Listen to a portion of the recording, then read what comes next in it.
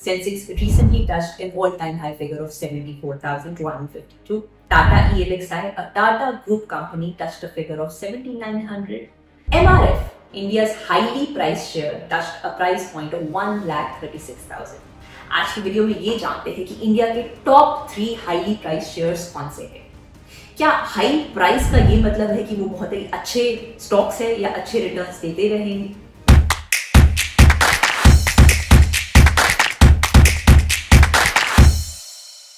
मगर इस वीडियो को स्टार्ट करने से पहले एक डिस्क्लेमर, किसी भी स्टॉक में इन्वेस्ट करने से पहले उसका फंडामेंटल एनालिसिस जरूर करें so that you can take a due diligent call of buying into it. So इस वीडियो को एंड तक जरूर देखिए because here I will be telling you about one which are the highest priced stocks which are there in India. Number 2, in highly priced stocks का fundamental analysis कैसे करते हैं, और नंबर 3, क्या high price का ये मतलब होता है कि वो stocks वाकई में बहुत अच्छे हैं। So, सबसे पहले स्टॉक के बारे में बात करते हैं which is MRF India. MRF stands for Madras Rubber Factory, which was the earlier name given to the company in its initial days. MRF India के लिए ऑटोमोबाइल सेक्टर से लेकर कमर्शियल व्हीकल्स, इवन अर्थ मूवर इक्विपमेंट के लिए tyres manufacture करता है। MRF का price point है 1,36,000। MRF का प्राइस आखिर इतना एक्सपेंसिव है क्यों? इससे पहले ये जान लेते हैं कि कंपनी की मार्केट कैपिटलाइजेशन क्या होती है। Market capitalization is equal to a company's outstanding share multiplied by its current market price. So अगर कंपनी ने कभी स्टॉक स्प्लिट किया ही नहीं, यानी कि एक स्टॉक को 2 पार्ट्स में तोड़ा ही नहीं, और उसकी मार्केट कैपिटलाइजेशन बढ़ती ही जा रही है, तो जाहिर है कि मार्केट प्राइस भी शेयर की बढ़ती जाएगी। अब MRF ने बाकी सारी कंपनीज की तरह कभी भी अपने स्टॉक को स्प्लिट नहीं किया, जो कि बाकी सारी कंपनीज करती हैं अपने स्टॉक प्राइस को बहुत ही अट्रैक्टिव बनाने के लिए, ताकि उसे ज्यादा से ज्यादा इन्वेस्टर्स खरीद सके। क्योंकि MRF ने कभी अपना स्टॉक स्प्लिट ही नहीं किया, इसीलिए उसकी स्टॉक प्राइस बढ़ती ही जाएगी। MRF के रिटर्न्स के बारे में जान लेते हैं। MRF ने पिछले 1 साल के अंदर एक आउटस्टैंडिंग रिटर्न दिया है 62% का, और पिछले 5 सालों का रिटर्न रहा है 17.65%। Now let's fundamentally analyze this stock and see if it's worth buying or not. किसी भी कंपनी को एनालाइज करने के लिए 3 पैरामीटर्स होते हैं। First of all, financial strength. Secondly, its valuation, and thirdly, its momentum. So, मैं और आप भी किसी भी स्टॉक को एनालाइज करने के लिए 2 टूल्स यूज कर सकते हैं। पहला टूल है screener.com और दूसरा टूल है trendline.com. So let's find out its fundamental analysis. So ये पहला टूल है trendline.com। यहाँ पर हमने MRF सर्च किया तो हमारे पास तीनों पैरामीटर्स के स्कोर हुआ गए। Financial score is represented by the durability score, which is astounding at 70. Let's find out कि इसका financial score इतना अच्छा है क्यों। तो अगर इसके financials में हम deep dive करते हैं तो यहाँ पर हम देखते हैं quarterly results के बारे में। So quarterly results of MRF have been astounding. They have constantly been growing from June 2021 till December 23। और अगर नेट प्रॉफिट की बात करते हैं तो नेट प्रॉफिट 161 करोड़ से बढ़ता गया और हो गया 508 crore, except for a small blip in June 2022 and September 2022, largely because of the Russia-Ukraine war, जब सारी की सारी ही कंपनीज अफेक्टेड थी वॉर सिनेरियो की वजह से। कंपनी के कैश फ्लोज के बारे में भी समझ लेते हैं। कैश फ्लोज मतलब कंपनी कितना कैश जनरेट कर रही है, which must be positive. So, इस कंपनी का कैश फ्रॉम ऑपरेटिंग एक्टिविटी, यानी कि the cash that it generates from its core business activities is positive. It has largely been positive. सितंबर 2023 से लेकर मार्च 23 तक बढ़ता ही चला जा रहा है, except for March 22 where the Russia Ukraine war had happened. Company का नेट कैश फ्लो भी पॉजिटिव है, apart from March 2021 that we recently discussed. इन 18 में भी अगर आप देखते हैं तो cash due to investing activities and financing activities was negative, but cash from operating activities has always been positive, which is why a positive financial score for MRF। इस company का दूसरा मेट्रिक है वैल्यूएशन स्कोर, जो कि ठीक ठाक है eight 49.8। Valuation को थोड़ा सा और डिटेल में समझने के लिए I use another tool which is the screener.com tool. So screener.com में MRF को देख लेते हैं। यहाँ पर आप देखेंगे कि इस इंडस्ट्री के बहुत सारे प्लेयर्स के सारे मेट्रिक्स जो है वो कंपेयर करे जा सकते हैं।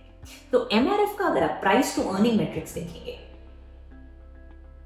तो 28.49 है, जबकि इसका मीडियन, इस इंडस्ट्री का मीडियन है 24.43, which means that MRF is trading at a higher valuation as compared to its industry, which is why a poor valuation score. इस इंडस्ट्री में बहुत सारे और अच्छे शेयर्स अवेलेबल है, जैसे कि CEAT, Apollo tyres, JK industry and goodwill. इसके तीसरे फंडामेंटल पैरामीटर के बारे में बात करते हैं, which is the momentum score, मतलब स्टॉक कितना तेजी से भाग रहा है या फिर गिर रहा है। सो MRF का जो मोमेंटम स्कोर है विच इज 50.4, ये थोड़ा कम है, इसीलिए कम है क्योंकि पिछले एक साल के अंदर MRF काफी ऊपर भाग गया है और एनालिस्ट प्रिडिक्ट कर रहे हैं कि MRF गिरेगा 17% से अगले ही एक साल के अंदर। आप इसको भी थोड़ा सा डीप डाइव करके देख सकते हैं। पिछले एक साल के अंदर MRF reached a high price point of 1,50,000, जहां से वो गिर रहा है and it is now at 1,36,000. So इन तीनों MRF के पैरामीटर्स के हिसाब से we give the recommendation of no buy to MRF। हमारा जो दूसरा हाईली प्राइस स्टॉक है वो है Honeywell Automation। Honeywell manufactures electronic components for the buildings industry as well as the aerospace industry।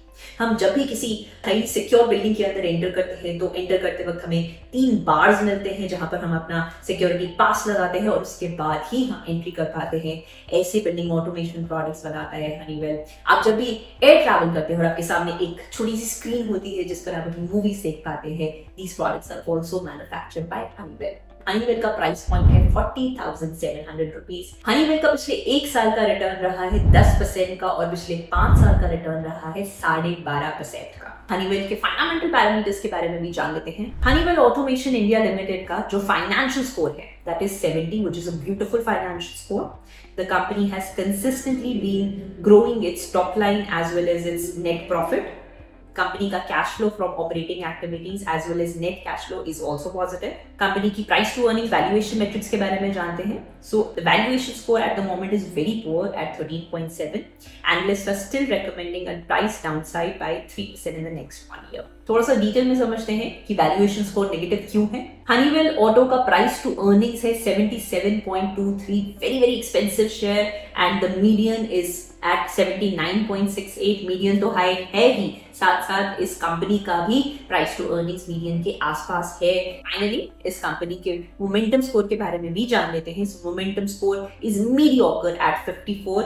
Honeywell has already touched a high of 43,922 और उसके बाद ये गिर कर एक न्यू लो पर आया विच वॉज 35,000 और उसके बाद से बढ़ रहा है, मगर अभी तक अपना हाईएस्ट प्राइस पॉइंट टच नहीं किया है। So because of the very poor valuation score which limits its upside as well as the mediocre momentum score, Honeywell Automation India Limited also gets a recommendation of no buy from us.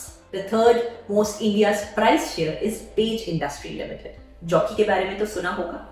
So Page Industry Limited has the exclusive license of manufacturing, distribution as well as marketing jockey products in India, Sri Lanka, Bhutan, UAE, Oman and Qatar. उसके अलावा page industries ने स्पीडो का भी licence लिया है India और नेपाल में manufacturing, distribution और मार्केटिंग के लिए। यहाँ पर भी समझ लेते हैं कि पेज इंडस्ट्रीज के स्कोर्स किस तरीके से रहे हैं। पेज इंडस्ट्रीज के तीनों ही स्कोर्स खराब लग रहे हैं। पेज इंडस्ट्री का ड्यूरेबिलिटी स्कोर बहुत ही खराब है एट 40। अगर आप इसके फाइनेंशियल्स के अंदर डीप डाइव करते हैं तो यहाँ पर आप देखते हैं कि जून 21 में 505 करोड़ का इसका टर्नओवर था जो कि अब हो गया है 1200 करोड़ का, मगर बीच बीच में you will see a lot of declining figures it is in March 23 and साथ ही साथ यहाँ पर सितंबर 22 के अंदर भी। अगर इसकी प्रॉफिटेबिलिटी के बारे में देखते हैं, प्रॉफिटेबिलिटी 10 करोड़ से शुरू हुई थी, अभी 152 करोड़ पे है, मगर बीच में दिसंबर 22 से लेकर 23 तक देयर वाज डिक्लाइनिंग फिगर्स, फिर 23 जून से सितंबर 23 में once again a decline. So it has shown an erratic profitability. Company के कैश फ्लोज के बारे में जान लेते हैं। तो कैश फ्लो कंपनी का नेट कैश फ्लो नेगेटिव है। Cash from operating activities is also negative, that means it is not generating cash from its business activity, which is why a poor financial score. The company's valuation score is also very very poor at 7.5 and the company's momentum score is also mediocre at 39.2. With these three parameters we are also giving a no buy recommendation to Page Industries Limited. तो आपने देख लिया कि India के कौन से 3 highly price shares हैं, मगर एक हाई प्राइस का ये मतलब नहीं है कि हाई वैल्यू है और साथ ही साथ वो अच्छे रिटर्न्स देते रहेंगे फ्यूचर में। Why don't you tell us in the comment section below which are some of the most highly priced shares that you have bought and how have they performed for you over the long term? This is Shalini Kera signing off. You take care of yourself and do let us know in the comment section what other products and financial services you want us to talk about.